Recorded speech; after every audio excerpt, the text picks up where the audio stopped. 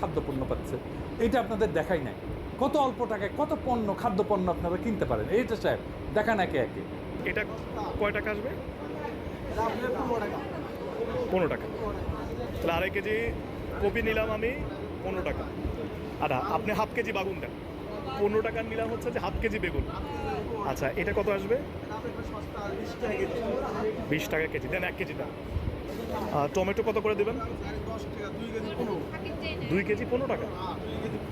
কত টাকা কেজি বললেন? 15 টাকা কেজি।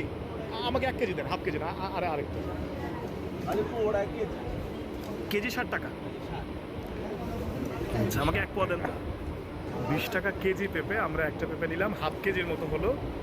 তাহলে কয় টাকা আসলো? 10 টাকা। দেখো বাঙালি দেখো। ঠিক আছে, 10 টাকা। ভাই এটা কত দিব, এটা বলেন। ঠিক আছে, আমরা 130 টাকার মধ্যে আমরা রাজনৈতিক দল কমাইতে পারে?